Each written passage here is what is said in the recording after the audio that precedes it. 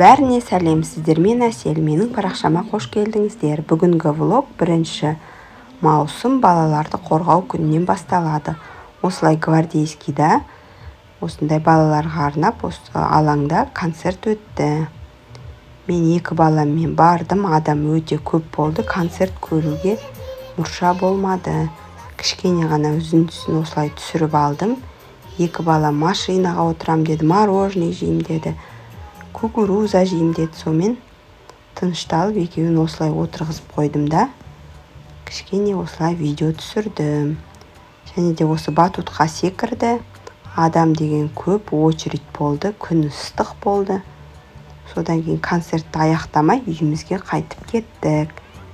Және де осы жерде осындай суретке түсетін персонаждар жүрді. Мына жерде Хаги-Ваги, тағы да мынандай балапан.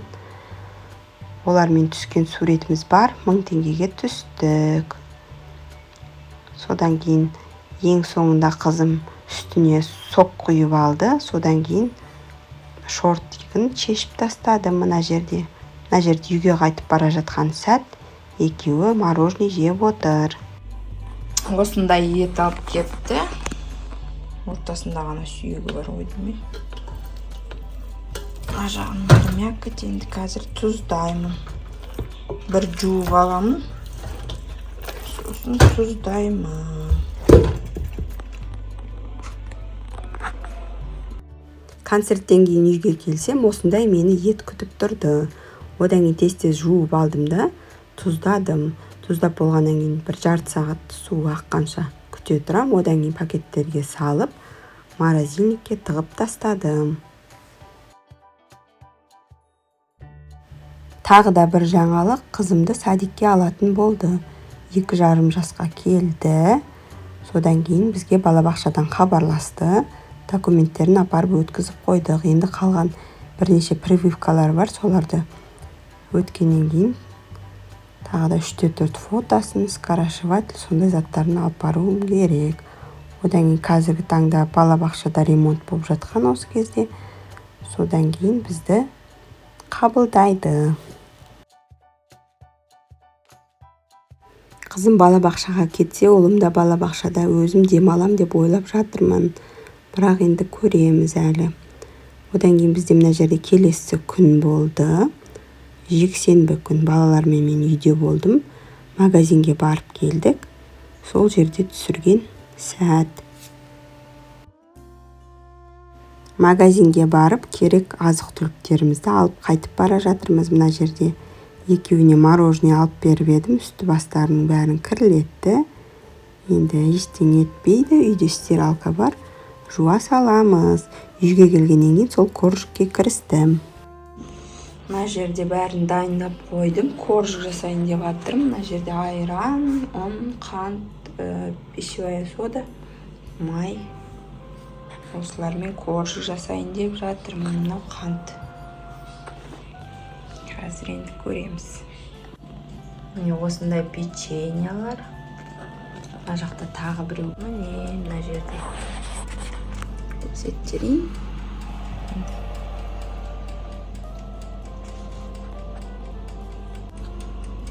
Осындай болып шықты. Жұмсақ. Енді екінші партиясын жасап қойдым.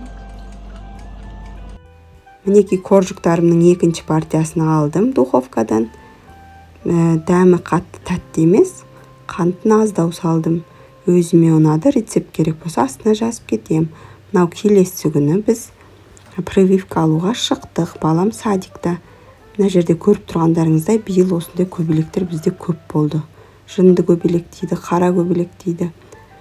Мына жерде біз поликлиникада отырмыз, прививка салайық деп жатқан сәт, қызым кірместен жылады. Прививканы біз кешіктірген себебіміз, қызым ковид кезінде туылғандықтан бәрі кешігіп салынып жатыр. Мына жерде біз үйге келдік. Қызым кішкене жылады, одан кейін қойды.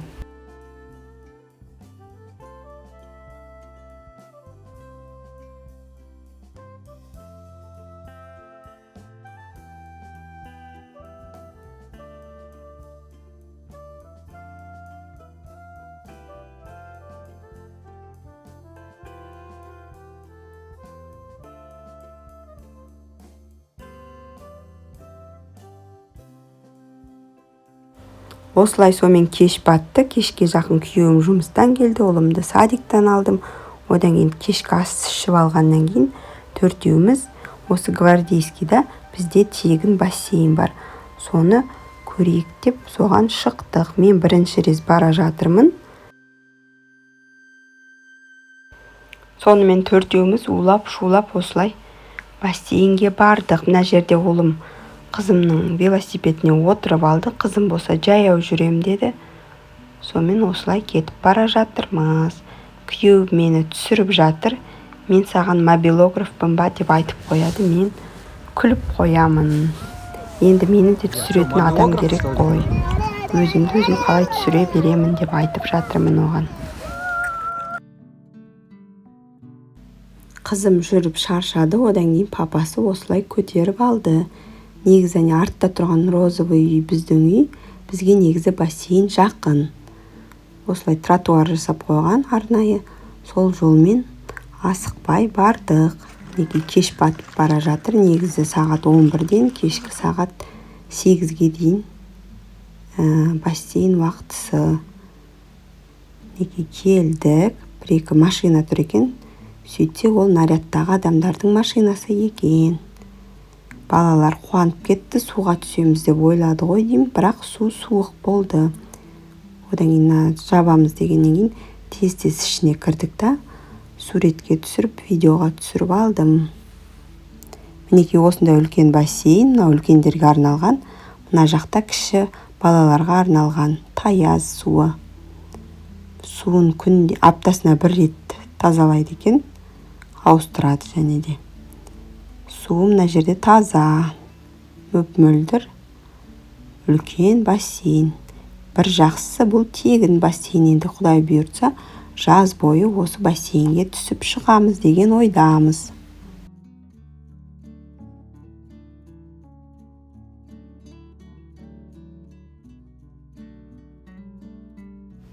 Сонымен бассейнді осылай тамашалап шықтық. Одан кейін мінекей үйге қарай кетіп бара жатырмыз. Мынау городоктың арт жағы. Қызым коляскасына отырып алды. Сонымен асықпай жүріп үйге бардық. Бұл влогтың соңына дейін көргендеріңізге рахмет. Келесі видеода кездескенше сау болыңыздар.